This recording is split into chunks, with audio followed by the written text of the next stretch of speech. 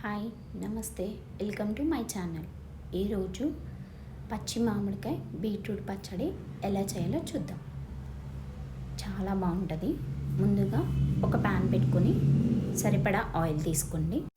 పచ్చి మామిడికాయ ఉంటే ఏదో ఒక దాంట్లో మిక్స్ చేసి ఖచ్చితంగా ట్రై చేస్తాం కదండి ఒక రెసిపీ. నేను అలానే పచ్చడి పులుసుల్లో ఈ మామిడికాయ యాడ్ చేస్తూ ఉంటాను. ఇప్పుడు మనం బీట్రూట్ పీసెస్ని కొంచెం చిన్నగా, మీ ఇష్టం అండి సైజు. కొంచెం బీట్రూట్ బాగా ఇష్టపడితే తినే వాళ్ళైతే కొంచెం పెద్దగా కట్ చేసుకోండి, లేదు అంటే చిన్న చిన్న పీసెస్గా కట్ చేసేసుకోండి.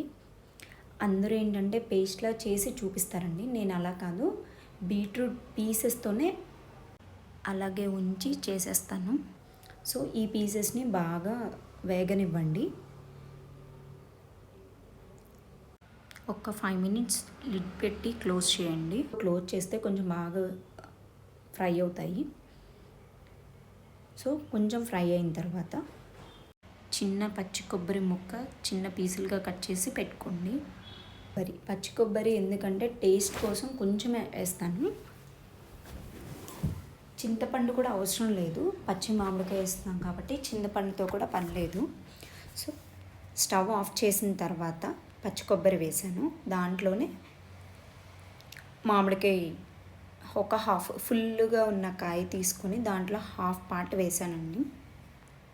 పులుపు చాలా బాగుంది, సో ఒక హాఫే వేసుకున్నాను. ఆ వేడికి మగ్గిపోతాయి,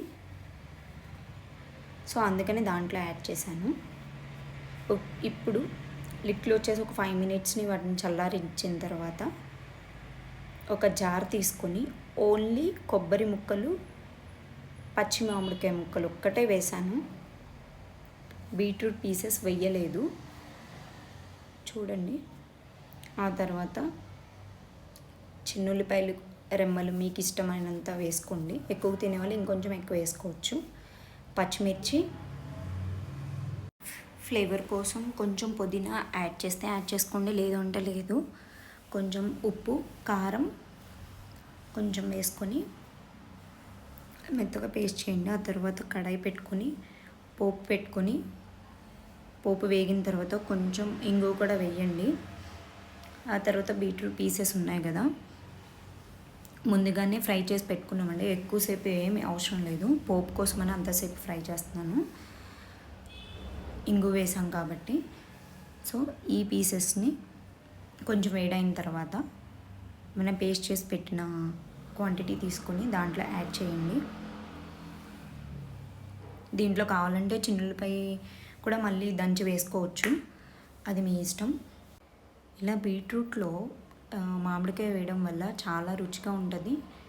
కొబ్బరి మామిడికాయ పచ్చడి కూడా ఇలాగే చేస్తారండి, సేమ్ అదే ఫ్లేవర్ కూడా వస్తుంది. కాకపోతే హెల్దీ కోసమని కొంచెం బీట్రూట్ వేస్తున్నాం కాబట్టి చాలా బాగుంటుంది. రొటీన్గా అలా పేస్ట్లా కాకుండా ఇలా పీసెస్లా తింటే రుచి కూడా బాగుండిద్ది అని ఇలా చేసి మీకు చూపిస్తున్నాను. ఇప్పుడు దీంట్లో గ్రైండ్ చేసి పెట్టుకున్న పేస్ట్ని తీసుకొని దీంట్లో యాడ్ చేసి, ఏదైనా సాల్ట్ కానీ కారం కానీ ఏదైనా కావాలి అంటే అడ్జస్ట్ చేసుకోండి. సింపుల్, అంతే. యమ్మీ బీట్రూట్ మామిడికాయ పచ్చడి రెడీ.